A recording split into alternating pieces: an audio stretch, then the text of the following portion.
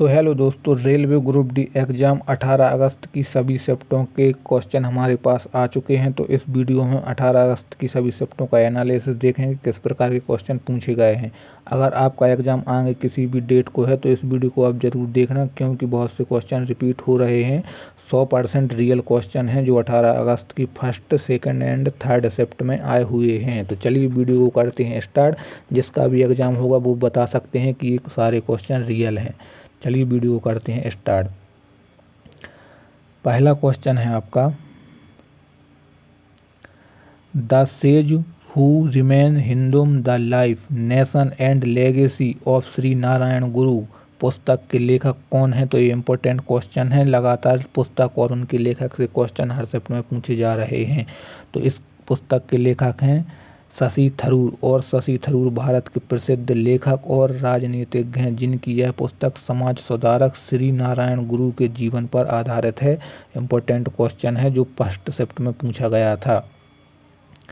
अगला क्वेश्चन है, कंपन करते हुए ट्यूनिंग फोर्क से किस प्रकार की तरंग उत्पन्न होती है। तो इससे होती है ध्वनि तरंग उत्पन्न होती है, और ध्वनि तरंगें अनुदैर्ध्य और यांत्रिक तरंगें होती हैं, जिन्हें संचरण के लिए माध्यम की आवश्यकता होती है।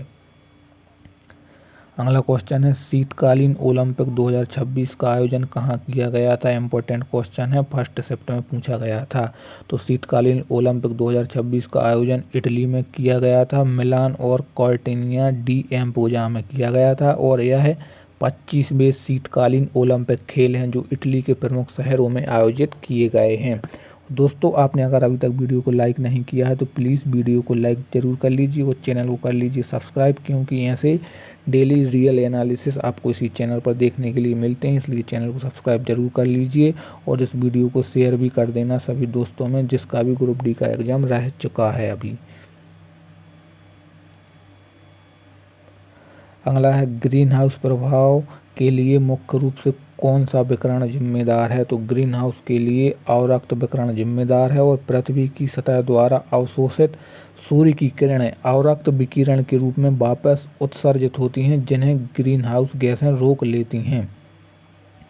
अगला जो क्वेश्चन है, केंद्रीय बजट 2026 में खेल को बढ़ावा देने के लिए किस मिशन को शुरू करने का प्रस्ताव दिया गया है। ये क्वेश्चन आपका इम्पोर्टेंट है। बजट से लेकर हर शिफ्ट में 1 से 2 क्वेश्चन देखने के लिए मिल रहे हैं, इसलिए आप 2026 का बजट याद करके जरूर जाना। तो कौन से मिशन को शुरू करने का प्रस्ताव रखा गया है, खेलो इंडिया मिशन। और खेलो इंडिया योजना का मुख्य उद्देश्य देश में जमीनी स्तर पर खेल संस्कृति को पुनर्जीवित करना और प्रतिभाओं की खोज करना है।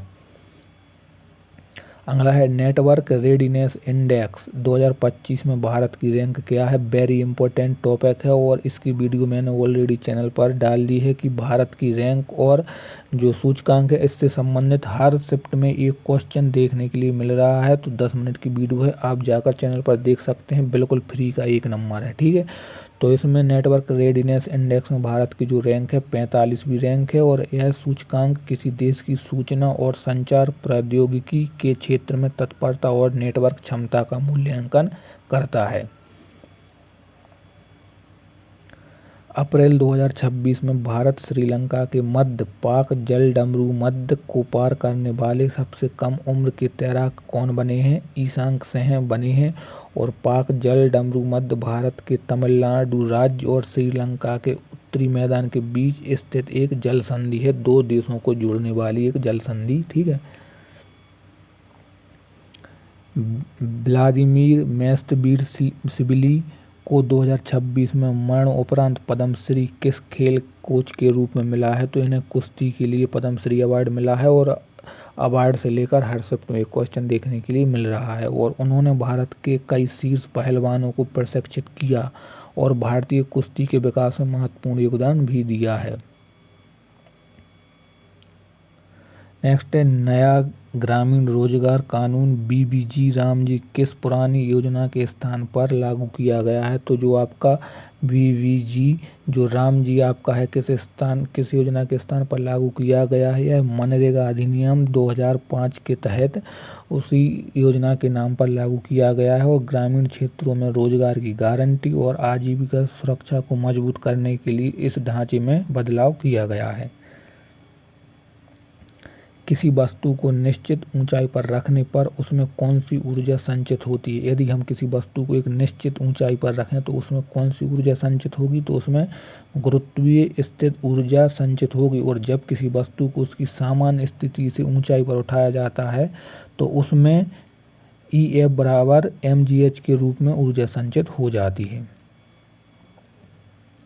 मई 2026 में आयोजित बहुपक्षीय सैन्य अभ्यास प्रगति 2026 कहाँ पर संपन्न हुआ है, तो यह मेघालय में संपन्न हुआ है और उमरोई मिलिट्री स्टेशन में। और इस संयुक्त सैन्य अभ्यास का उद्देश्य भाग लेने वाले देशों की सेनाओं के बीच अंततः क्रियाशीलता और रणनीतिक सहयोग बढ़ाना है।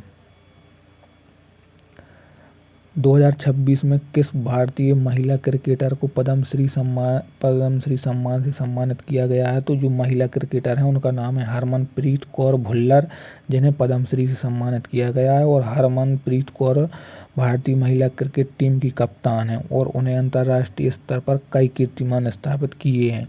दोस्तों, अगर आप अभी तक वीडियो को देख रहे हैं और वीडियो को लाइक नहीं किया है तो प्लीज़ वीडियो को लाइक और शेयर ज़रूर कर लेना और चैनल को सब्सक्राइब भी कर देना, ठीक है। और अगर आपको इसकी PDF चाहिए तो आप मेरे टेलीग्राम चैनल को भी ज्वाइन ज़रूर कर लें। इंडिया AI मिशन के तहत AI फॉर ऑल कार्यक्रम किस मंत्रालय द्वारा शुरू किया गया है, तो यह मिशन जो है इलेक्ट्रॉनिक्स और सूचना प्रौद्योगिकी मंत्रालय द्वारा शुरू किया गया है। और इस पहल का उद्देश्य युवाओं को आर्टिफिशियल इंटेलिजेंस यानी कि AI कौशल से लैस करना और देश में डिजिटल साक्षरता को बढ़ावा देना है। एशियाई शेर भारत में प्राकृतिक रूप से केवल किस राज्य में पाए जाते हैं, इम्पोर्टेंट क्वेश्चन है। तो जो एशियाई शेर है पूरे भारत में केवल एक राज्य में पाए जाते हैं प्राकृतिक रूप से, और वो है गुजरात राज्य। और गुजरात का गिर राष्ट्रीय उद्यान एशियाई शेरों का दुनिया में एकमात्र प्राकृतिक आवास है, ठीक है, गिर राष्ट्रीय उद्यान, इसे आप याद रखना। विश्व बैंक के अनुसार भारत बुनियादी ढांचे में निजी निवेश के मामले में दुनिया के शीर्ष कितने देशों में है। तो अगर विश्व बैंक के अनुसार देखें हम तो बुनियादी ढांचे में जो भारत है यह शीर्ष से टॉप 5 पर है। और भारत में इंफ्रास्ट्रक्चर क्षेत्र में public private partnership PPP model के तहत निजी क्षेत्र का निवेश तेजी से बढ़ा है।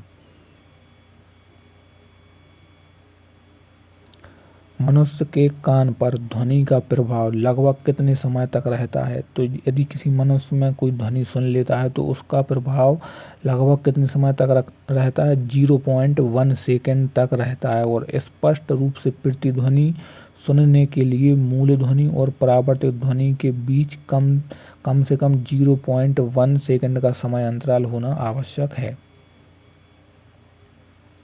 भारत का राष्ट्रीय हरित हाइड्रोजन मिशन मुख्य रूप से किस सतत विकास लक्ष्य को प्राप्त करने के लिए है। तो भारत का जो हरित हाइड्रोजन मिशन है यह जो है SDG 7 को प्राप्त करने के लिए है, स्वच्छ और सस्ती ऊर्जा। और इस मिशन का लक्ष्य भारत की ग्रीन हाइड्रोजन के उत्पादन और निर्यात का वैश्विक केंद्र बनाना है। अग्नि प्राइम मिसाइल का सितंबर 2025 में सफल परीक्षण किस प्रणाली से किया गया था। तो जो अग्नि प्राइम मिसाइल है इसका जो परीक्षण है 2025 में हुआ है, जो किस प्रणाली के तहत किया गया है, rail based mobile launcher system, ठीक है। और यह नई पीढ़ी की परमाणु सक्षम बैलिस्टिक मिसाइल है जिसे रेलवे नेटवर्क के जरिए देश के किसी भी हिस्से से त्वरित रूप से लॉन्च किया जा सकता है।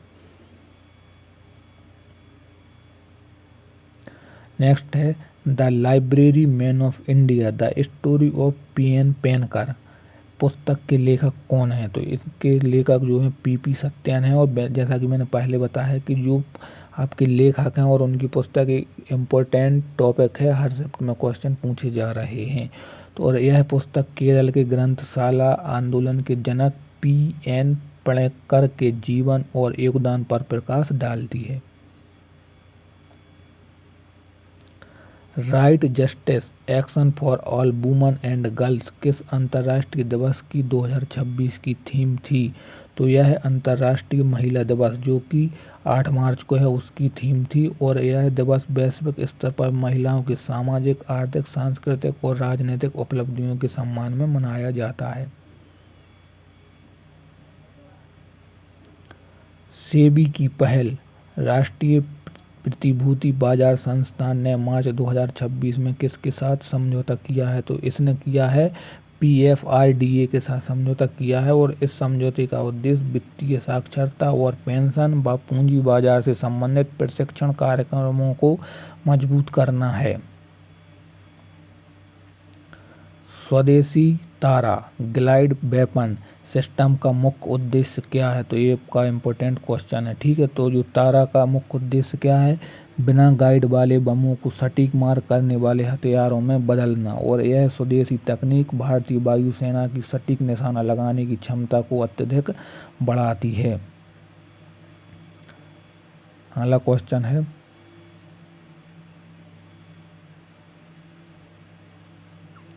केंद्रीय बजट 2026-27 में छोटे उद्योगों के लिए 10,000 करोड़ रुपए के आवंटन के साथ किस फंड की घोषणा हुई है? तो इसके साथ हुई है SME ग्रोथ फंड की घोषणा हुई है। और इस फंड का उद्देश्य सूक्ष्म, लघु और मध्यम उद्यमियों को आसान ऋण और वित्तीय सहायता प्रदान करके उनके व्यवसाय का विस्तार करना है।